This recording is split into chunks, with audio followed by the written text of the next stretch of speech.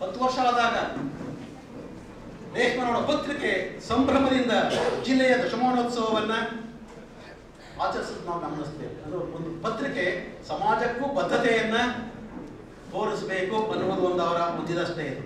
ಆನಂತರ ಜಿಲ್ಲಾ ಕವಿಗಳನ್ನು ಗುರುತಿಸಿ ಅರಳು ಮಲ್ಲಿಗೆ ಎನ್ನುವ ಒಂದು ಪುಸ್ತಕ ಪಬ್ಲಿಷ್ ಮಾಡಿದ್ದಾರೆ. ಜಿಲ್ಲೆಯ ಮಾಹಿತಿ ಒಳಗೊಂಡಂತಹ ಒಂದು ಸಿಡಿ ಮುತ್ತು ಹಸುರಿಲಾವ ಎನ್ನುವ ಧ್ವನಿ ಸುರುಳಿಯನ್ನು ಅವರು ಬಿಡುಗಡೆ ಮಾಡಿದ್ದಾರೆ. ಅಷ್ಟೇ ಅಲ್ಲದೆ ಜಿಲ್ಲಾ ಮಟ್ಟದಲ್ಲಿ ಪ್ರೌಢಶಾಲಾ ವಿದ್ಯಾರ್ಥಿಗಳಿಗೆ ಅನೇಕ ರೀತಿಯ ಸಾಂಸ್ಕೃತಿಕ ಕಾರ್ಯಕ್ರಮಗಳನ್ನು ಹಾಕಿ ಪ್ರಶಸ್ತಿಯನ್ನು ಅವರಿಗೆ ಕೊಟ್ಟಿದ್ದಾರೆ.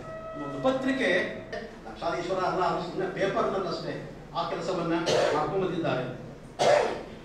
ಜೊತೆಗೆ ನಂದಚೋರ ವೀರಪ್ಪನ ಸಂದರ್ಭದಲ್ಲಿ ರೇಷ್ಮನಾಡ ಪಬ್ಲಿಷ್ ಮಾಡಿದಂಥ ಅನೇಕ ರೀತಿಯ ಒಳಹುಗಳ ಒಂದು ಲೇಖನ ಇವತ್ತು ಇದೆ. ಯಾಕೆಂದ್ರೆ ನಾನು ಪತಿಯ ಬಗ್ಗೆ ಒಂದು ದಾಖಲೆ ಬರ್ಪಡಿ ಅಂತ ಹೇಳಿದ್ರು. ಆಗ ನನಗೇನು ಗೊತ್ತಿಲ್ಲಮ್ಮ, ವೀರಪ್ಪ ಹಿಡ್ಕೊಂಡು ಹೋದ ದಿವಸದಿಂದ ವಾಪಸ್ ತನಕ ಗೊತ್ತಿಲ್ಲ. ಅಂದ್ರೆ ನನ್ನ ಮನೆಗೆ ಅವರು ಒಂದು ಟೆಂಪೋ ತುಂಬ ಪೇಪರ್ ಕಳಿಸ್ಬಿಟ್ರು. ಇಷ್ಟು ಪೇಪರ್ ಓದಿ ಒಂದು ದಾಖಲೆ ಮಾಡಿ, ಒಂದು ಟೆಂಪೋ ತುಂಬ ಎಲ್ಲ ಇಂಗ್ಲೀಷು ಎಲ್ಲವೂ ನಮ್ಮನೆಗೆ ಇಟ್ಕೊಳ್ಳೋಕೆ ಜಾಗ ಪೇಪರ್ ಅಷ್ಟು ಕಳಿಸ್ಬಿಟ್ರು. ನಾನು ನೋಡಿದೆ, ಎಲ್ಲ ಬೇಡ, ಜಿಲ್ಲಾ ಪತ್ರಿಕೆ ಒಂದು ಇಂಗ್ಲೀಷು, ಒಂದು ಕನ್ನಡ. ಯಾವುದೋ ರಾಜಕೀಯ ಮುನ್ಸದಿ ಮಧ್ಯಾಹ್ನ ಬೈದ ಅನ್ನೋದನ್ನ ಮುಖಪುಟದ ದತ್ತಕ್ಷರದಲ್ಲಿ ಅದೇ ವಿಶೇಷ ಸುದ್ದಿಯನ್ನಾಗಿ ಹಾಕಿರ್ತಾರೆ. ಇದನ್ನು ಗಮನಿಸ್ತಾ ಗೊತ್ತಾಗ್ತದೆ ಸಾಮಾಜಿಕ ಬದ್ಧತೆಯಾಗಿ ಇರಬೇಕು ಅಂತ ಹೇಳಿ ಅಂತ ಎಲ್ಲ ಕಾರ್ಯಕ್ರಮಗಳೆಲ್ಲ ಅದೇ ಅವಮಾನ ಏನಲ್ಲ. ಅದು ಎಂತೆಂಥ ಜನ ನಮ್ಮಲ್ಲಿ ಆಗೋಗಿದ್ದಾರೆ. ಭ್ರಷ್ಟತೆ ಅವಮಾನಕರ. ಅಂತಹ ಬಡತನದಲ್ಲಿಯೂ ಬದ್ಧತೆಯಿಂದ ಕೆಲಸ ಮಾಡ್ಕೊಂಡು ಟೀಮೇ ಸದಾಶಿವ ಅವರ ಜೊತೆಯಲ್ಲಿ ಇದೆ. ನಮ್ಮ ಮಹದೇವ ಪ್ರಸಾದ್ ಅವರು ಹೇಳಿದ ಹಾಗೆ, ಮಹದೇವ ಪ್ರಸಾದ್ ಅವರು ಹೆಚ್ಚು ಬೇರೆಯವ್ರಿಗೆ ಮಾತಾಡೋರಲ್ಲ. ಹೇಳಿದ್ರೆ ರ್ಯಾಂಕ್ಷನ್ ಇಡ್ತಾರೆ, ಹೆಂಗೆ ತಂದ್ಬಿಡ್ತಾನೆ ಗೊತ್ತಿಲ್ಲ ಕಣೆ, ಗೊತ್ತಿಲ್ಲ. ಒಬ್ಬ ಆತ್ಮೀಯ ಮಾತನಾಡ್ತಾರೆ. ಸೊ ಇಲ್ಲಿ ಅದು ಒಬ್ಬ ಸಾಮಾಜಿಕ ವ್ಯಕ್ತಿ ಎಷ್ಟು ಅಧಿಕಾರದ ನಿರ್ಧಾರ ಮುಖ್ಯ ಆಗೋದೇ. ಎಷ್ಟು ಸಾವಿರ ಇದ್ಕೊಂಡಿರಲಿ, ನಜೀರ್ ಸಾಹೇಬ್ ಎಷ್ಟು ಸಹ ಇದ್ರು, ಹಿಂಗೆ ಬಂದ ಹಾಗೆ ಹೋದ್ರು. ಒಂದು ಫುಟ್ ಪ್ರಿಂಟ್ ಅನ್ನ ಒಬ್ಬರು ಪರವಾಗಿ ಕೆಟ್ಟದ್ದನ್ನ ಇದೇದನ್ನ ಬೂಸ್ಟ್ ಮಾಡಿ ಬರೆಯುವಂತಹದ್ದು ಮಾಡುವಂತ ಅವಮಾನಕರವಾದ ಕೆಲಸ. ಸದಾಶಿವ ಕಟ್ವಾಡಿ ನೋಡಿದ್ದೇನೆ ಈ ಕಡೆ ನಮ್ಮ ಆಂದೋಲನ ಕೊಟ್ಟಿರ್ಬೇಕು. ಅದಕ್ಕೆ ಬಹಳ ಹೆಮ್ಮೆ ಅವರು. ನೆನ್ನೆ ಯಾವುದೋ ಮಾತು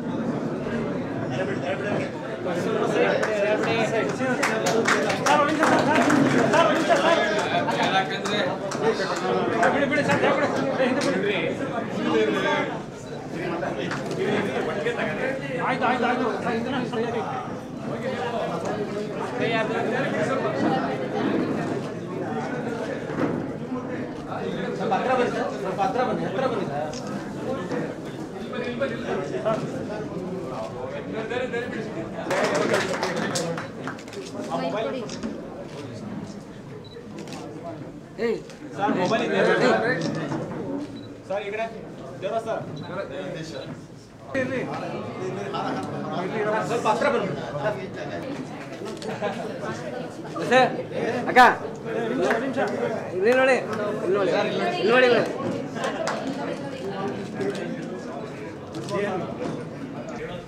ಸಾಧ್ಯವೇ ಇರಲಿಲ್ಲ. ಅಷ್ಟೊಂದು ಸುಂದರವಾಗಿ ಕೆಲವೊಂದು ನಿಮಿಷಗಳ ಕಾಲದಲ್ಲಿಯೇ ಒಬ್ಬ ವ್ಯಕ್ತಿ ಪರಿಚಯನ ಮಾಡಿಸೋದಿದೆಯಲ್ಲ, ಆ ಕಲೆ ನಮ್ಮ ಗುರುಸ್ವಾಮಿ ಅವರಿಗೆ ಭಗವಂತ ಕರುಣಿಸ್ತಿದ್ದಾರೆ ಅಂತ ಕಾಣಿಸುತ್ತೆ. ಅಷ್ಟೊಂದು ಚೆನ್ನಾಗಿ ಮತ್ತೆ ನಮ್ಮ ಸಂಘದ ಜಿಲ್ಲಾ ಕಾರ್ಯಕರ್ತರ ಸಂಘದ ಅಧ್ಯಕ್ಷರು ಹಾಗೂ ಮಿತ್ರರಾದಂಥ ನಂದೀಶ್ರವರೇ, ಈಗ ಮಾಧ್ಯಮಗಳು ಎತ್ತ ಹೋಗಿದ್ದೇವೆ ಅನ್ನೋದನ್ನ ಈಗಾಗಲೇ ನಮ್ಮನ್ನು ಉದ್ದೇಶಿಸಿ ಮಾತಾಡಿದಂಥ ಎಲ್ಲರೂ ಹೇಳಿದ್ದಾರೆ. ಈ ಅಂದರೆ ಪ್ರಮುಖ ಮಾಧ್ಯಮಗಳು, ಎಲೆಕ್ಟ್ರಾನಿಕ್ ಮಾಧ್ಯಮ, ಚಾನಲ್ಗಳಿರ್ಬೋದು, ಪತ್ರಿಕೆಗಳಿರ್ಬೋದು, ಇಂದು ಅವೆಲ್ಲ ಗ್ರಾಹಕಮುಖಿಯಾಗಿದೆ. ಈಗ ಮಾದೇವ ಪ್ರಸಾದ್ ಹೇಳ್ತಾ ಇದ್ರು, ಫಸ್ಟ್ ಫುಟ್ನಲ್ಲಿ ಇವಾಗ ಜಾಹೀರಾತು ಇಲ್ಲ. ಈಗ ಪತ್ರಿಕೆಗಳಿಗೆ ಬೇಕಾಗಿರೋದು ಅದು ಉದ್ಯಮ ಆಗಿದೆ. ಉದ್ಯಮದಲ್ಲಿ ಬಂಡವಾಳ, ಆ ಬಂಡವಾಳ ತೊಡಸಿದ ಆತನಿಗೆ ಅದರಲ್ಲಿ ಲಾಭಾಂಶ ಬೇಕು. ಸಾಮಾಜಿಕ ಬದ್ಧತೆ ಇರೋದಿಲ್ಲ ಅಂತ ಹೇಳೋದಿಲ್ಲ, ಆದರೆ ಅದರ ನಡುವೆ ನಾನು ಹಾಕಿದ ಬಂಡವಾಳಕ್ಕೆ ಆ ಪ್ರತಿಫಲವನ್ನು ವಾಪಸ್ ತೆಗಿಬೇಕು ಅಂದಾಗ ಮುಖಪುಟದಲ್ಲಿ ಜಾಹೀರಾತು ಇರುತ್ತೆ. ಇವತ್ತು ಪತ್ರಿಕೆಗಳು ಮತ್ತು ಈ ಎಲ್ಲ ಟಿವಿ ಚಾನಲ್ಗಳು ಗ್ರಾಹಕರನ್ನು ಸೃಷ್ಟಿ ಮಾಡೋ, ಗ್ರಾಹಕರನ್ನು ಹುಡುಕೋಕ್ಕೋಸ್ಕರ, ಗ್ರಾಹಕರನ್ನು ಕ್ರಿಯೇಟ್ ಮಾಡೋಕ್ಕೋಸ್ಕರ ಆಗ್ತದೆ. ಆದರೆ ಜಿಲ್ಲಾ ಪತ್ರಿಕೆಗಳು ಇಂದೂ ಸಹ, ಯಾಕಂದರೆ ಅವರಿಗೆ ಆ ಪರಿಸರ, ನಮ್ಮ ಜಿಲ್ಲೆ, ಅಲ್ಲಿನ ಅಭಿವೃದ್ಧಿ, ಆಗುಹೋಗುಗಳು ಇದು ಅಷ್ಟೇ ಮುಖ್ಯವಾಗ್ತದೆ. ನೀವು ನೋಡಿರ್ಬೋದು, ಈ ದಿವಸ ಇವತ್ತು ನಮ್ಗೆ ಏನನ್ನ ಇಂಟ್ರೆಸ್ಟ್ ಬರ್ತಾ ಇದೆ ಅಂತ ಹೇಳಿದ್ರೆ, ದುನಿಯಾ ವಿಜಿ ಮೊದಲನೇ ಹೆಂಡತಿ ಡೈವರ್ಸ್ ಕೊಟ್ಟು 2 ಹೆಂಡತಿ ಮದುವೆ ಮಾಡಿದ್ದೇನಂತೆ ಅನ್ನೋದು ಇಡೀ ಚರ್ಚೆ ಆಗ್ತಾ ಇರುತ್ತೆ. ಅಂದ್ರೆ ಜಗತ್ತಲ್ಲಿ ಯಾವ ಹೆಂಡತಿ ಬಿಡ್ಲೇ ಇಲ್ವಾ, ಇನ್ನೊಂದು ಮದುವೆ ಮಾಡ್ಕೊಳ್ಳೇ ಇಲ್ವಾ? ಐಶ್ವರ್ಯ ರಾಯ್ ಗರ್ಭಿಣಿ ಆಗ್ತಿದ್ದೆ ಒಂದು ದೊಡ್ಡ ಸುದ್ದಿ. ಮಗು ಹುಟ್ಟೋ ತನಕ ಅದು ಹೆಣ್ಣ ಗಂಡ. ಈಗ NDTP ಆಕ್ಟ್ ಇದೆ, ಅದರಲ್ಲಿ ಲಿಂಗ ಪರೀಕ್ಷೆ ಮಾಡಬಾರ್ದು ಅಂತ ಇರುತ್ತೆ. ಆದ್ರೆ ಮಾಧ್ಯಮಗಳು ಪರೀಕ್ಷೆ ಮಾಡ್ತಾ ಇರ್ತವೆ. ಅದು ಹೆಣ್ಣಿರ್ಬೋದಾ ಗಂಡಿರ್ಬೋದಾ, ಹೆಣ್ಣಾದ ಏನ್ ಹೆಸರಿಡ್ಬೋದು, ಗಂಡಾದ ಏನ್ ಹೆಸರಿಡ್ಬೋದು. ಆ ಮಗು ಹುಟ್ಟದ 6 ತಿಂಗಳಾದ್ಮೇಲೆ ಏನ್ ಹೆಸರಿಂದ ನಾನು ಪಬ್ಲಿಷ್ ಮಾಡ್ತೀನಿ ಫಸ್ಟ್, ಅದನ್ನ ನಾನು ಬ್ರೇಕ್ ಮಾಡ್ತೀನಿ. ಯಾಕೆ ನಮ್ಮಲ್ಲಿ ಯಾರು ಮಕ್ಕಳು ಹುಟ್ಟಲೇ ಇಲ್ವಾ, ಅದಕ್ಕೆ ಯಾರು ನಾವು ಹೆಸರು ಇಡ್ಲೇ ಇಲ್ವಾ? ಹೀಗೆ ನಮಗೆ ಈ ದಿವಸ ವಿರಾಟ್ ಕೊಹ್ಲಿ, ಅನುಷ್ಕಾ ಶರ್ಮಾ ಗಾಡಿ ಮಾಡ್ಕೊಂಡ್ಬಿಟ್ರ, ಅದು ಕಟ್ಕೊಂಡು ನಮಗೇನಾಗಬೇಕು? ನಮ್ಮ ಭಾಗದಲ್ಲಿ ನಮ್ಮ ಸಂಕಷ್ಟಗಳು ಏನು ನಡೀತಾ ಇದೆ. ಇದು ಕಾವೇರಿ ನದಿ ಹರಿಯುತ್ತೆ ಚಾಮರಾಜನಗರದಲ್ಲಿ, ಕುಡಿಯೋದು ನೀರಿಗೆ ಪರದಾಡ್ತೀರ. ಈ ಜಿಲ್ಲೆಯಲ್ಲಿ ನದಿ ಇದ್ರೂ ನಿಮಗೆ ಯಾವುದೇ ಇರಿಗೇಷನ್ ಇಲ್ಲ, ಕೃಷಿಗೆ ಭೂಮಿಗೆ ಇಲ್ಲ. ಒಂದು ಕಾಲಕ್ಕೆ ರೇಷ್ಮೆ ನಾಡು, ನನಗೂ ಗೊತ್ತಿತ್ತು. ಆ ಬೆಳಿಗ್ಗೆ ಇಲ್ಲಿಂದ ಚಾಮರಾಜನಗರಕ್ಕೆ ಹೊರಡೋ ಬಸ್ಸಲ್ಲಿ ಎಲ್ಲರೂ ರೇಷ್ಮೆ ಗುಡ್ಡ ಕರ್ಕೊಂಡು ಬರೋರು. ಆ ಸಂಜೆ ಒಂದು 4:30 5:30 ಆ ಬಸ್ ಬರೋದು. ಅದ್ರ ತುಂಬ ಇದ್ದವರೆಲ್ಲ ಬರೀ ಚಾಮರಾಜನಗರದವರೇ ಆಗಿತ್ತು. ಈಗ ಆ ಪರಿಸ್ಥಿತಿ ಇಲ್ಲ. ಯಾಕೆ ಹಿಂಗಾಯಿತು? ಈ ಜಿಲ್ಲೆ 97ರಲ್ಲಿ ಆಗಿ 19 ವರ್ಷ ಆಗ್ತಾ ಇದೆ. ಎಷ್ಟು ಪ್ರಮಾಣದಲ್ಲಿ ಬೆಳವಣಿಗೆ ಆಗಬೇಕಾಗಿತ್ತು ಒಂದು ಜಿಲ್ಲೆ, ಯಾಕೆ ಆಗಲಿಲ್ಲ?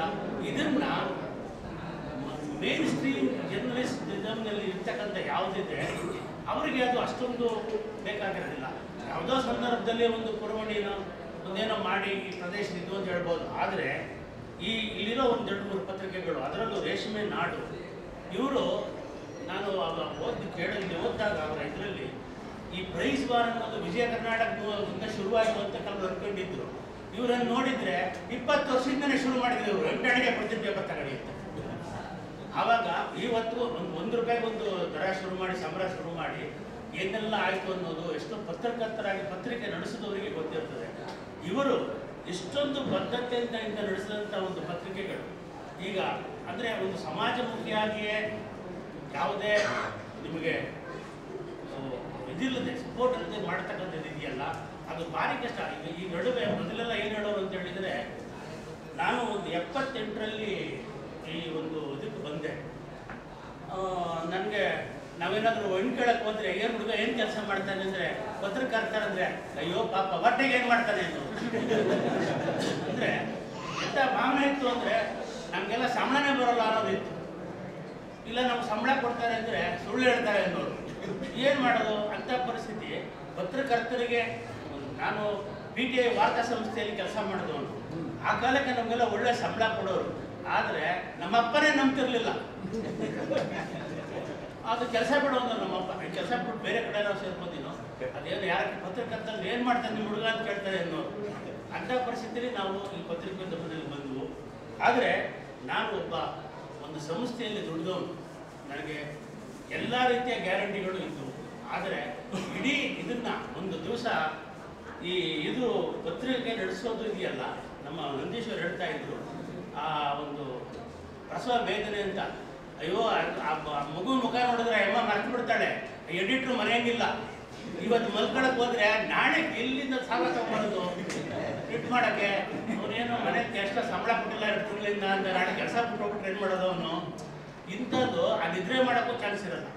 ಆ ರೀತಿಯಾದಂಥ ಪರಿಸ್ಥಿತಿಗಳಲ್ಲಿ ನಾವು ಇವರು ಮಾಡಿರ್ತಕ್ಕಂಥ ಸ್ಟ್ಯಾಗ್ನರಿಯ ವಿಚಾರಗಳನ್ನು, ಅದು ಶಿವರಾತ್ರಿ ಈಶ್ವರ ಮಾಧ್ಯಮ ಪ್ರಶಸ್ತಿ ಈ ಸಂಸ್ಥೆ ಒಂದು ನಿಮಗೆಲ್ಲ ಗೊತ್ತಿರಬೇಕು.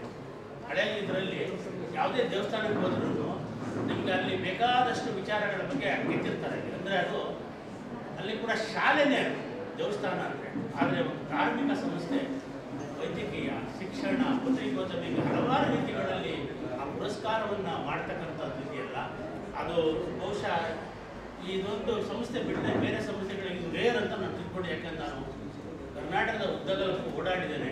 ನನ್ನ 38 ವರ್ಷದ ಪತ್ರಕರ್ತನಾಗಿ ಹಲವಾರು ಕಡೆಗಳಲ್ಲಿ ನಾನು ಹಲವಾರು ರಾಜ್ಯಗಳನ್ನು ಸುತ್ತಾಡಿದ್ದೇನೆ. ಇಂಥದ್ದೊಂದು ಕಾರ್ಯಕ್ರಮ ಮಾಡ್ತಾ ಇರೋದನ್ನು ಈ ಸಂಸ್ಥೆಯನ್ನು ಕೂಡ ಅಭಿನಂದಿಸಿ, ಹಾಗೂ ನಮ್ಮ ಸದಾಶಿವರವರಿಗೆ ಇನ್ನಷ್ಟು ಪ್ರಶಸ್ತಿಗಳು ಆರಂಭಕ್ಕೆ ಉಟ್ಕೊಂಡು ಬರ್ತವೆ ಅಂತ ಭಾವಿಸಿ, ನನಗೆ ಈ ಸಮಾರಂಭಕ್ಕೆ ಆಹ್ವಾನಿಸಿದ ನಮ್ಮ ಜಿಲ್ಲಾ ಕಾರ್ಯದರ್ಶಿ ಜನರ ಸಂಘದವರಿಗೆ ನಾನು ಆಭಾರಿಯಾಗಿರ್ತೇನೆ ಅಂತ ತಿಳಿಸಿ ನನ್ನ 2 ಮಾತುಗಳನ್ನು ಆಲಿಸಿದ ತಮಗೂ ಹೊಂದಿಸಿ ಮಾತುಗಳನ್ನು ಮುಗಿಸ್ತೇನೆ. ಕೇಂದ್ರ ಬಿಂದುಗಳಾಗಿ ಶ್ರೀ ಶಿವರಾತ್ರೀಶ್ವರ ಮಾಧ್ಯಮ ಪ್ರಶಸ್ತಿ ಪುರಸ್ಕೃತರಾದಂತಹ ರೇಷ್ಮನಾಡು ದಿನಪತ್ರಿಕೆ ಸಂಪಾದಕರಾದ ಶ್ರೀಯುತ ಸದಾಶಿವ ಬೆಟ್ಟವಡಿಪುರರವರು ತಮ್ಮ ಅನಿಸಿಕೆಗಳನ್ನು ನಮ್ಮೊಡನೆ ಹಂಚಿಕೊಳ್ಳಬೇಕಂತ ವಿನಂತಿಸ್ತೇನೆ.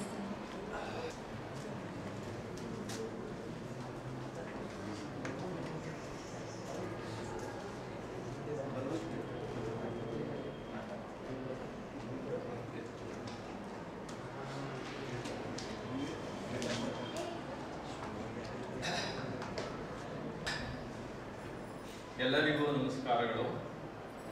ಸನ್ಮಾನ್ಯ ಸಹಕಾರ ಹಾಗೂ ಸಕ್ಕರೆ ಸಚಿವರು ಮತ್ತು ಜಿಲ್ಲಾ ಉಸ್ತುವಾರಿ ಸಚಿವರು ಈ ಸಮಾರಂಭದ ಉದ್ಘಾಟನೆ ನೆರವೇರಿಸಿದ್ದಾರೆ. ಕರ್ನಾಟಕ ಮಾಧ್ಯಮ ಅಕಾಡೆಮಿ ಅಧ್ಯಕ್ಷರು ಪ್ರಶಸ್ತಿ ಪ್ರದಾನ ಮಾಡಿದ್ದಾರೆ. JSS ಮಹಾವಿದ್ಯಾಪೀಠದ ಕಾರ್ಯನಿರ್ವಾಹಕ ಕಾರ್ಯದರ್ಶಿಗಳು ಮುಖ್ಯ ಅತಿಥಿಗಳಾಗಿ ವೇದಿಕೆಯ ಮೇಲೆ ಉಪಸ್ಥಿತರಿದ್ದಾರೆ. ಇಂದಿನ ಸಮಾರಂಭದ ಜಿಲ್ಲಾ ಕಾರ್ಮಿಕ ಪತ್ರಕರ್ತರ ಸಂಘದ ಅಧ್ಯಕ್ಷರು ಅಧ್ಯಕ್ಷತೆ ವಹಿಸಿದ್ದಾರೆ. ಪ್ರಶಸ್ತಿ ಪ್ರದಾನ ಕುರಿತು ಮಾತನಾಡಲು ಖ್ಯಾತ ವಾಗ್ಮಿಗಳು ವೇದಿಕೆಯಲ್ಲಿದ್ದಾರೆ.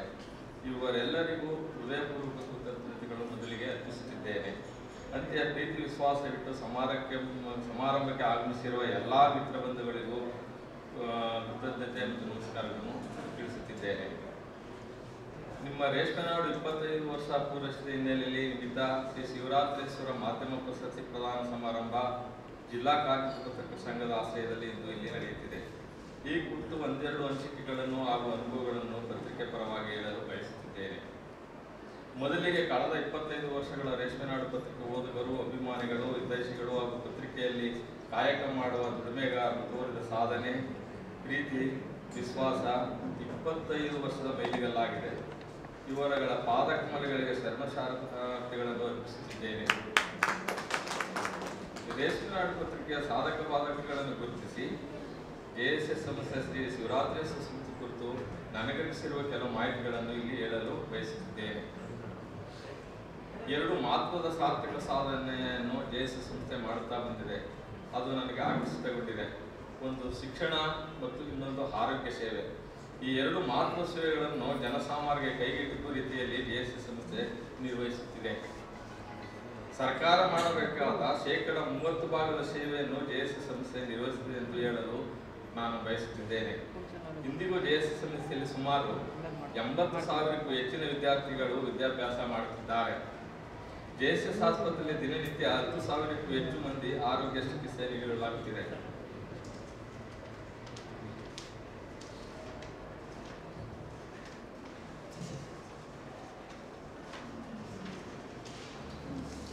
ಈ 2 ಸೇವೆಗಳು ಕೂಡ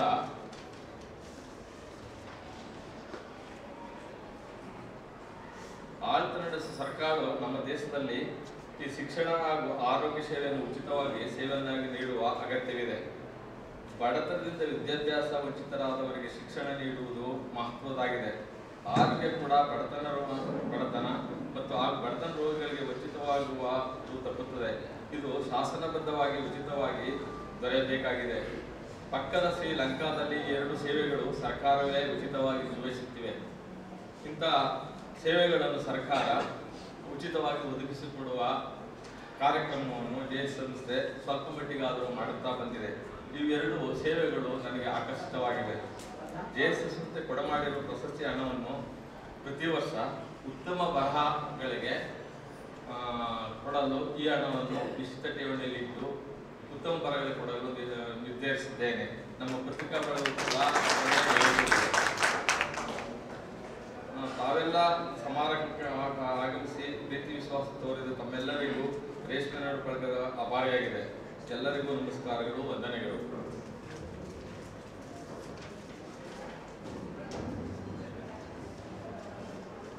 ಇನ್ನು ಇದು ಪತ್ರಿಕೆಗೆ ಸಂಬಂಧಪಟ್ಟಂತ ಆದರೆ ನನ್ನ ವೈಯಕ್ತಿಕವಾದಂಥ ವಿಚಾರಗಳನ್ನು ನಾನು ಟೈಮ್ ಇದ್ರೆ ಹೇಳ್ತೀನಿ, ಬೇಡ ಅಂದರೆ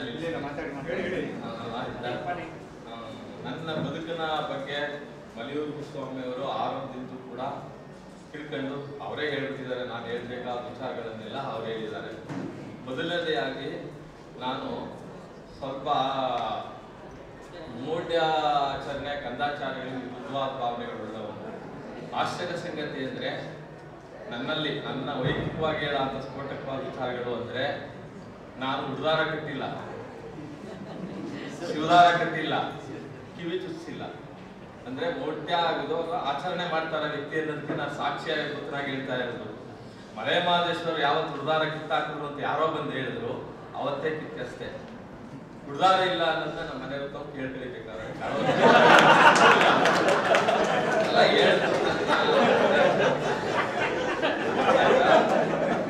ಆಮೇಲೆ ಇನ್ನೊಂದು ವಿಚಾರ ಹೇಳಿದ್ರು ಗುರುಸ್ವಾಮಿಯವರು, ಹೇಗೆ ಏನು ಅಂತ ವಿಚಾರಗಳು ಅಂತ.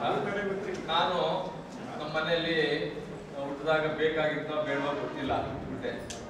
ಆದ್ರೆ ಆ ಸಂದರ್ಭದಲ್ಲಿ ನಮ್ಮ ಬಡತನ ಬಹಳ ತೀರಾ ಕೆಳಮಟ್ಟಕ್ಕೆ ಹೋಗಿತ್ತು.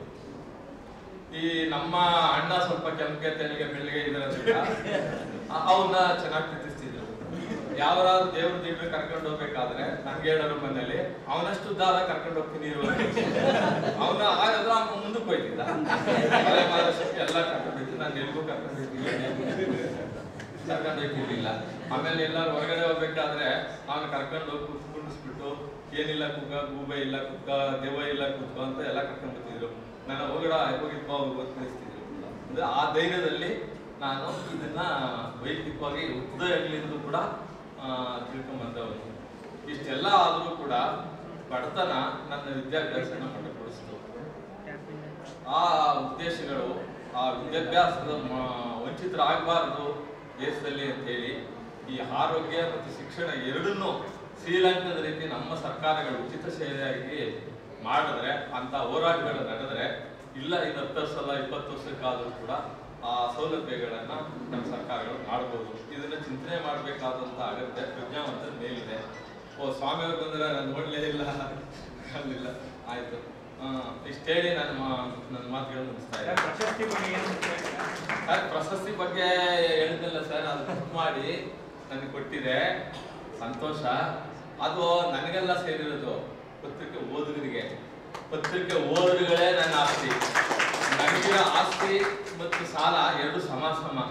ನಾನು ಈಗ ನಿರ್ಗತಿಕ, ನಿಜ ಹೇಳ್ಬೇಕು ಅಂದ್ರೆ.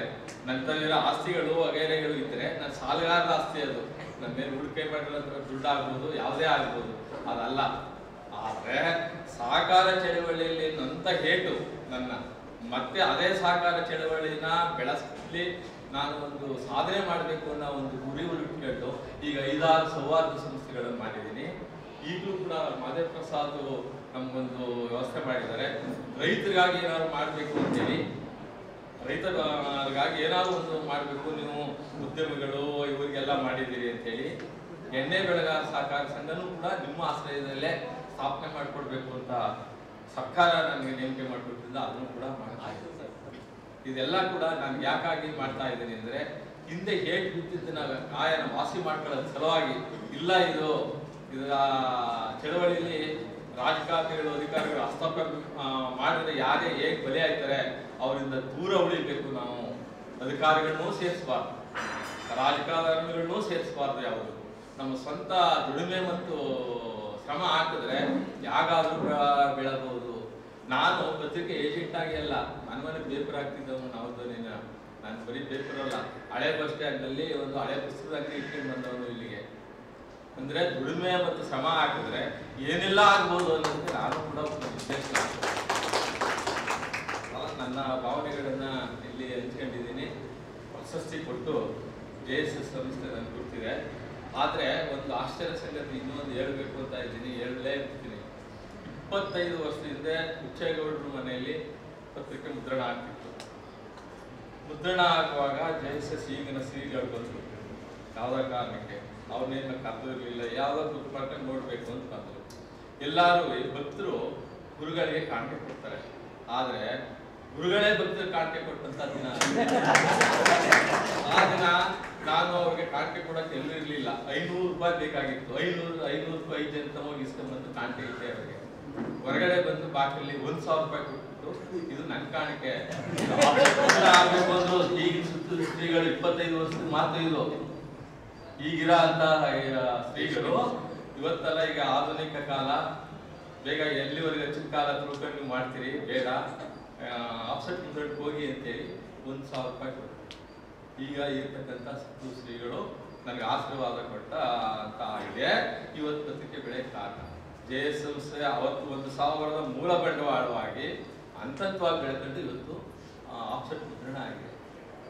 ಇದು 25 ವರ್ಷದಲ್ಲಿ ನಡೆದಂಥ ಒಂದು ಘಟನೆ. ಶ್ರೀಗಳಿಗೂ ನಮಗಿಲ್ಲ ಅಂತ ಒಂದು ವಿಚಾರಗಳು. ಇನ್ನೂ ಒಂದು ಆಶ್ಚರ್ಯ ಸಂಗತಿ ಇದೆ ಹೇಳಬೇಕು ಅಂತಂದರೆ, ನನಗೆ 1978ರಲ್ಲಿ ಮದುವೆ ಆಯಿತು.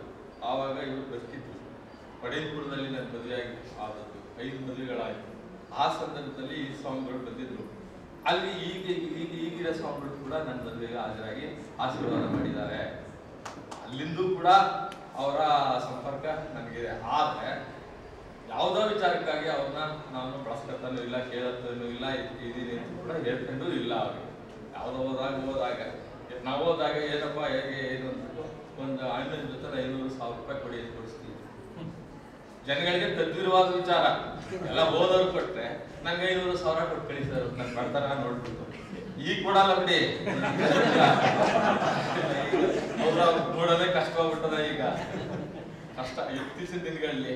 ಹೀಗಾಗಿ ನಮ್ಮ ದೇಶ ಸಂಸ್ಥೆಗೂ ಇರತಕ್ಕಂಥ ಬಾಂಧವ್ಯ ಆ ರೀತಿ ಇರೋದ್ರಿಂದ ನಾನು ಕೂಡ ಅವರಲ್ಲಿ ಪದಾರ್ವಗಳಿಗೆ ನಮಸ್ಕರಿಸಿ ನನಗೆ ಇಲ್ಲಿ ಇಂಥ ಪ್ರಶಸ್ತಿ ನೀಡಿ ಗೌರವಿಸೋದಕ್ಕೆ ಇದೆಲ್ಲ ಪತ್ರಿಕೆ ಓದುಗರಿಗೆ, ಆಮೇಲೆ ನಮ್ಮ ಸಮಸ್ಯೆಯಲ್ಲಿ ದುಡಿಮೆ ಮಾಡೋರು ಆಶ್ಚರ್ಯ ಅಂದರೆ 25 ವರ್ಷದಲ್ಲಿ ಯಾರು ದುಡಿಮೆ ಮಾಡ್ತಾರೆ ಅವರೆಲ್ಲ ಈಗಲೂ ದುಡಿಮೆ ಮಾಡ್ತಾರೆ. ಅಂದರೆ ನಮಗೆ ಅವ್ರಿಗೆ ಈಗ ನಂಬಿಕೆಗಳು ಎಷ್ಟಿವೆ ಅಂತಂದರೆ ಅಷ್ಟು ವರ್ಷನೂ ಅವ್ರು ನಮ್ಮ ಹತ್ರನೇ ದುಡಿಬೇಕಾದ್ರೆ ಯಾವ ರೀತಿ ಬಾಂಧವ್ಯ ಇದೆ ಅಂತ ತಿಳ್ಕೊಳ್ಳಿ. ಯಾವ ಕೆಲಸಗಾರರು ಬಂದು ಒಂದು 3 ದಿನ 4 ದಿನ ಸಂಬಳ ಕೊಡಲಿಲ್ಲ ಅಂತ ಹೊರಟೋಯ್ತಾರೆ. ಅವರೇ ದುಡಿದು ಅವರೇ ತಿನ್ನ ಅಂತ ಪತ್ರಿಕೆ ಇದೆ. ಹಾಗಾಗಿ ಈ ಪತ್ರಿಕೆ ಜೀವಂತ ಉಳಿಕೊಳ್ಳೋದಕ್ಕೆ ನಮ್ಮ ದುಡಿಮೆಗಾರರೇ ಮೊದಲನೇ ಕಾರಣ. ಆ ದುಡಿಮೆಗಾರರಿಂದಲೇ ನಾವು ಬದುಕಿರೋದು. ಒಂದು ಓದುಗರು, ಒಂದು ದುಡಿಮೆಗಾರರಿಂದ ಪತ್ರಿಕೆ ಬೆಳೆದು ನಿಂತಿದೆ. ಇವೆರಡನ್ನೂ ನಂಬ್ಕೊಂಡ್ರೆ ಪತ್ರಿಕೆ ಉಳಿಸ್ಬೋದು. ಯಾವತ್ತು ದುಡಿಮೆಗಾರನ ಕೆಲಸಗಾರನ ತುಚ್ಚವಾಗಿ ಕಾಣೋದು, ಅವ್ರನ್ನ ಇಷ್ಟವಾಗಿ ಕಂಡ್ರೆ ಪತ್ರಿಕೆ ನಡೆಯಲ್ಲ. ಅವರೇ ಮೇಲ್ ಮಾಡ್ಕೊಂಡು ನಾವು 2ನೇ ಸ್ಥಾನದಲ್ಲಿದ್ದರೆ ಖಂಡಿತ ನಡೀತದೆ. ಇದಕ್ಕೆ ನಮ್ಮ ಪತ್ರಿಕೆ ಸಾಕ್ಷಿ. ಇಷ್ಟು ಹೇಳಿ ನನ್ನ ಮಾತನಾಡಿ ಪತ್ರಕರ್ತರ ಸಂಘದ ಎಲ್ಲ ಪದಾಧಿಕಾರಿಗಳು ಬಂಧುಗಳೇ, ಈಗಾಗಲೇ ಭಾಳ ಸಮಯ ಆಗಿದೆ. ಆದರೂ ಸಂಸ್ಥೆ ಪರವಾಗಿ 1-2 ಮಾತುಗಳನ್ನು ಈ ಅಭಿನಂದನಾ ಸಮಾರಂಭದಲ್ಲಿ ಮಾತಾಡಬೇಕಾಗಿದೆ.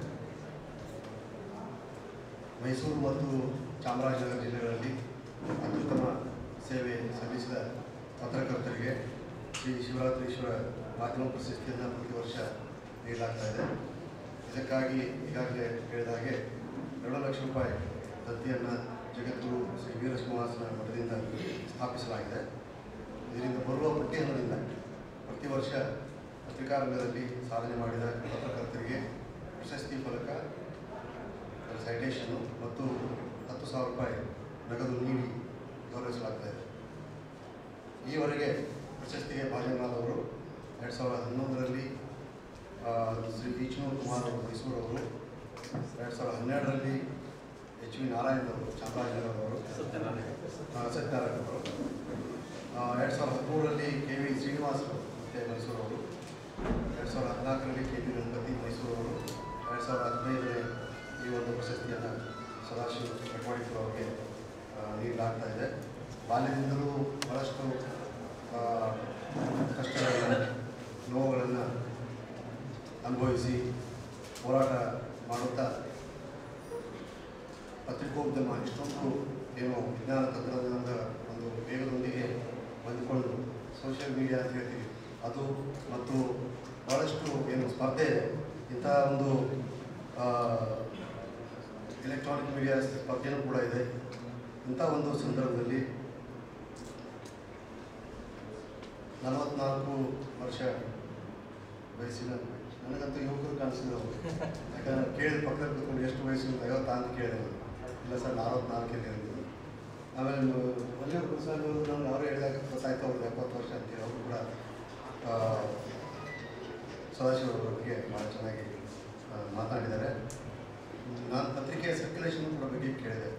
4,000 ಹತ್ತತ್ರ ಬರ್ತಾ ಇದೆ ಅಂತ ಕೂಡ ಅವರು ಹೇಳಿದರು. ನಿಜಕ್ಕೂ ಒಂದು ಒಳ್ಳೆಯ ಇದೊಂದು ವಿಚಾರ ಅಂತ ನಾನು ಭಾವಿಸಿದ್ದೇನೆ. ಅವರು ನಮ್ಮ ಹೋರಾಟದ ಕೂಡ ಮುಂದುವರಿಸಿಕೊಂಡು ಬಂದಿದ್ದಾರೆ ಮತ್ತು ಇವತ್ತು ಪ್ರಶಸ್ತಿಯನ್ನು ಸ್ವೀಕರಿಸಿದ್ದಾರೆ. ನಾನು ಸಂಸ್ಥೆಯ ಪರವಾಗಿ ಶ್ರೀಗಳ ಪರವಾಗಿ ಅವರಿಗೆ ಹೃತ್ಪೂರ್ವಕವಾದ ಅಭಿನಂದನೆಗಳನ್ನು ಈ ಸಂದರ್ಭದಲ್ಲಿ ಹೇಳಲಿಕ್ಕೆ ಇಚ್ಛೆಪಡ್ತೇನೆ. ಅವರಿಗೆ ಶುಭಾಶಯಗಳನ್ನು ಅವರಿಗೆ ಶ್ರೀಗಳ ಆಶೀರ್ವಾದ ಇದೆ ಅಂತಲೂ ಕೂಡ ನಾನು ಈ ಸಂದರ್ಭದಲ್ಲಿ ಹೇಳ್ತಾ, ಅವರ ಕುಟುಂಬದವರು ಅವರು ಪಾಪ ನಾನು ನೋಡ್ತಾ ಇದ್ದೆ, ಇಲ್ಲಿ ಕಣ್ಣೀರು ಹಾಕ್ತಾ ಇದ್ದರು ಸಂತೋಷದಿಂದ. ಅವರ ಒಂದು ಏನು ಪ್ರೋತ್ಸಾಹ ಅವರಿಗೆ ಇನ್ನೂ ಮುಂದಿನ ದಿನಗಳಲ್ಲಿ ಸಿಗಲಿ ಅಂತೇಳಿ ನಾನು ಆಶಿಸ್ತಾ, ಪತ್ರಿಕೆಗಳು ಮತ್ತು ಮಾಧ್ಯಮದ ಏನು ಇಂದಿನ ಪರಿಸ್ಥಿತಿ ಬಗ್ಗೆ ಈಗಾಗಲೇ ನಮ್ಮ ಮಾಧ್ಯಮ ಅಕಾಡೆಮಿ ಅಧ್ಯಕ್ಷರು ಕೂಡ ಮಾತನಾಡಿದ್ದಾರೆ. ಪತ್ರಿಕೆಗಳು ನಾವು ಶ್ರೀಸಾಮಾನ್ಯನ ಕಣ್ಣು ಅಂತ ಹೇಳ್ತೇವೆ, ಕಿವಿ ಅಂತ ಹೇಳ್ತೇವೆ, ಧ್ವನಿ ಅಂತಲೂ ಕೂಡ ಹೇಳ್ತೇವೆ. ಆಮೇಲೆ ಈ ಡೆಮಾಕ್ರಸಿನಲ್ಲಿ ಅದು ವಾಚ್ ಡಾಗ್ ಅಂತ ಕೂಡ ಹೇಳ್ತೇವೆ. ಜನಾಭಿಪ್ರಾಯ ರೂಪಿಸುವ ಒಂದು ಸಾಧನ, ವಿಶ್ವಾಸಾರ್ಹ ಸಾಧನ, ಮಾನವ ಹಕ್ಕುಗಳ ಸಂರಕ್ಷಣೆಯಲ್ಲಿ ಪತ್ರಿಕೆಗಳು ಬಹಳ ಒಂದು ಪ್ರಮುಖ ಪಾತ್ರವನ್ನು ವಹಿಸ್ತವೆ. ಸಾಮಾಜಿಕ ಪಿಡುಗುಗಳನ್ನು ನಿರ್ಮೂಲನೆಯಲ್ಲಿ ಕೂಡ ಇರ್ತವೆ.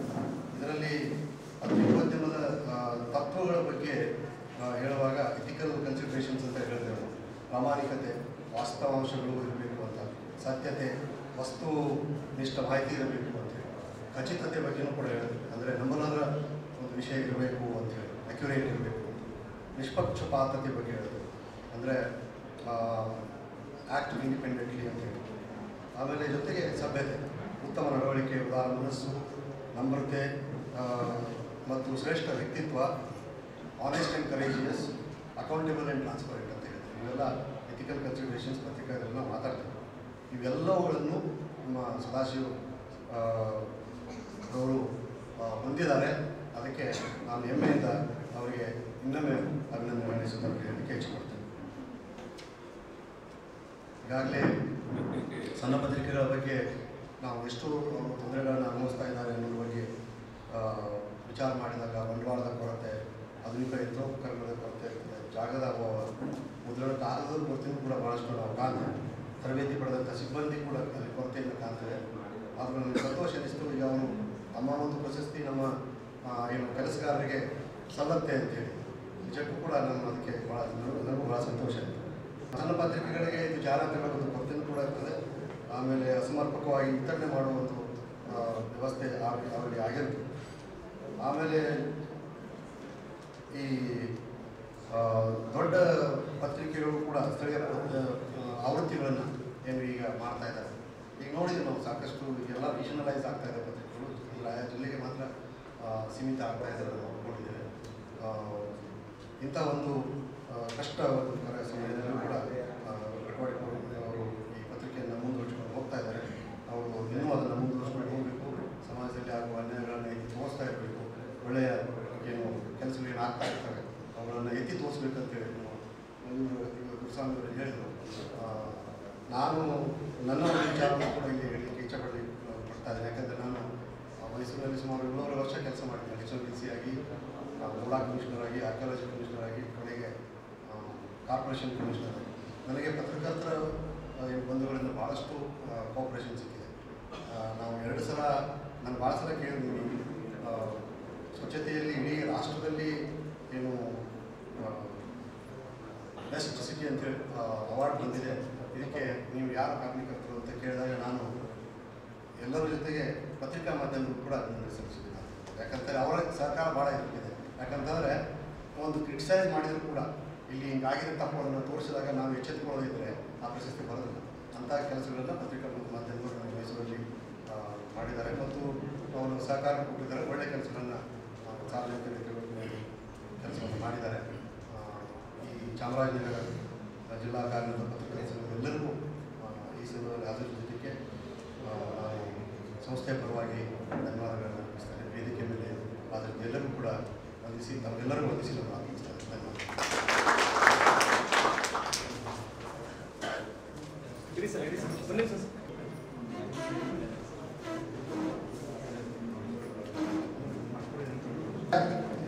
ಈ ದಿನ ಸರಾಸರಿಯವರಿಗೆ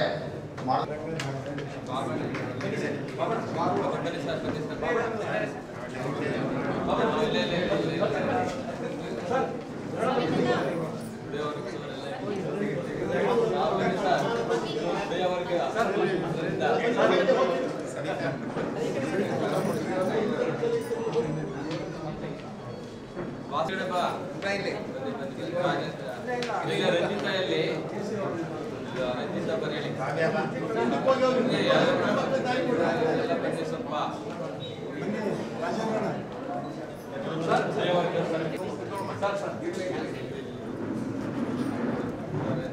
ಅಷ್ಟೇ ಸರ್ ಇಲ್ಲಿ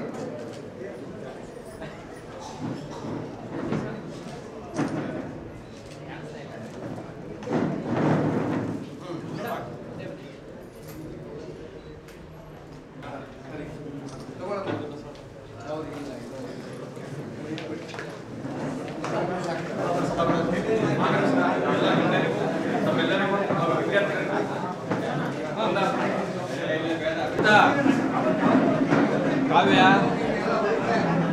ರಂಜಿತಾ ಫೈನಲ್ ರೌಂಡ್